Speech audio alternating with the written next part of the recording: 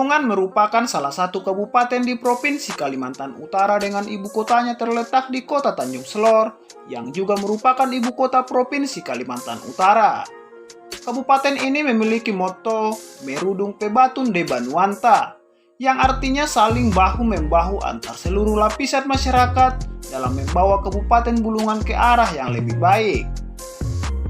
Jumlah penduduk Kabupaten Bulungan pada tahun 2019 sebanyak 139.733 jiwa dengan kondisi masyarakat yang sangat beragam dan terdiri dari berbagai suku seperti suku Tidung, suku Bulungan, suku Dayak, suku Bugis, suku Jawa, dan suku-suku pendatang lainnya. Dengan keragaman suku yang tinggal di wilayah ini, membuat budayanya pun sangat cukup beragam sesuai dengan keadaan masyarakatnya. Kondisi geografis wilayah Kabupaten Bulungan terdiri dari 7 aliran sungai induk, 15 gunung dan 201 pulau besar dan kecil, dengan pulau terbesar adalah Pulau Mandul. Secara keseluruhan luas kabupaten ini sekitar 13.181,92 km persegi yang terdiri dari 10 kecamatan, 81 desa dan 6 kelurahan.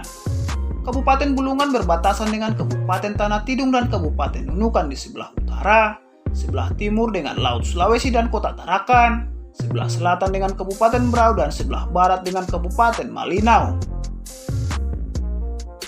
Dalam video berikut ini akan kami sajikan sejarah dan fakta menarik Kabupaten Bulungan. Tapi sebelumnya jangan lupa subscribe dan tekan tombol lonceng untuk mendapatkan notifikasi video kami berikutnya.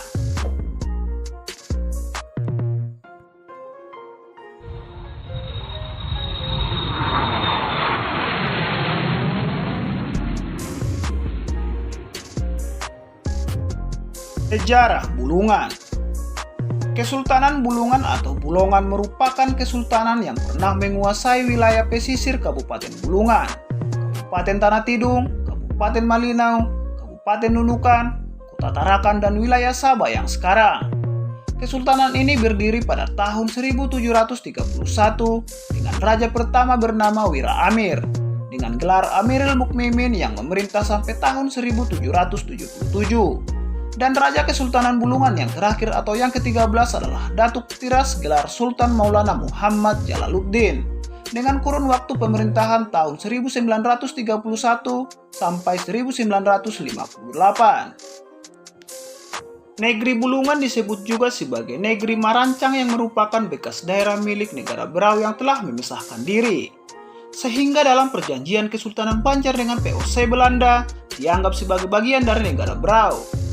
Sementara Berau merupakan bekas pajak Banjar yang diserahkan kepada VOC Belanda setelah Belanda menaklukkan Berau pada tahun 1834, disusul penaklukan Kutai pada tahun 1848, dan kemudian terhadap Bulungan yang ditandai dengan ditandatanganinya kontrak politik antara Sultan Bulungan dengan Belanda pada tahun 1850.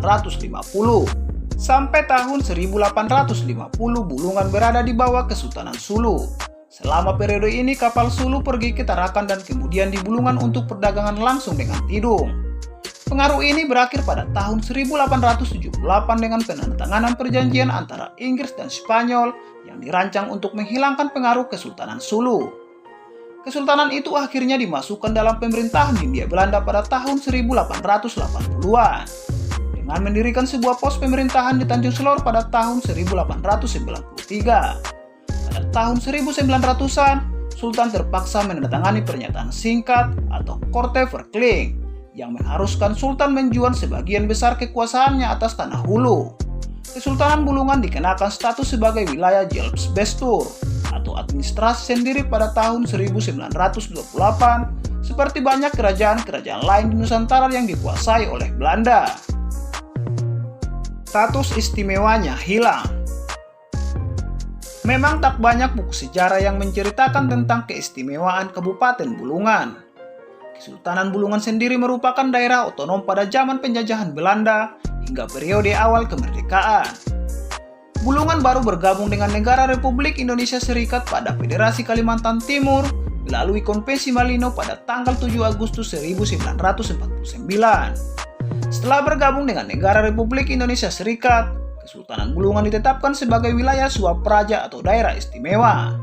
di mana kepala daerah yang dipimpin oleh seorang sultan dengan Istana Bulungan sebagai pusat semua kegiatan pemerintahan. Namun status keistimewaan itu dicabut pada tahun 1964 seiring terjadinya tragedi Bultiken yang waktunya bersamaan dengan konfrontasi Indonesia-Malaysia sekitar periode 1962 sampai 1965. Perlu diketahui bahwa Museum Istana Bulungan yang sekarang merupakan bangunan replika, karena bangunan istana asli berlantai 2 harus hangus terbakar pada saat peristiwa Bultiken. Dan untuk membangkitkan lagi cerita tentang kejayaan Kesultanan Bulungan, maka dibuatlah Museum Kesultanan Bulungan. Bedibai, ritual adat Kesultanan Bulungan yang penuh suasana mistis. Ritual Bedibai merupakan salah satu agenda ritual adat Kesultanan Bulungan. Prosesi ritual Bedibai digelar di bangunan kuno di Tanjung Palas, eks kediaman Perdana Menteri Kesultanan Bulungan Datu Mansur.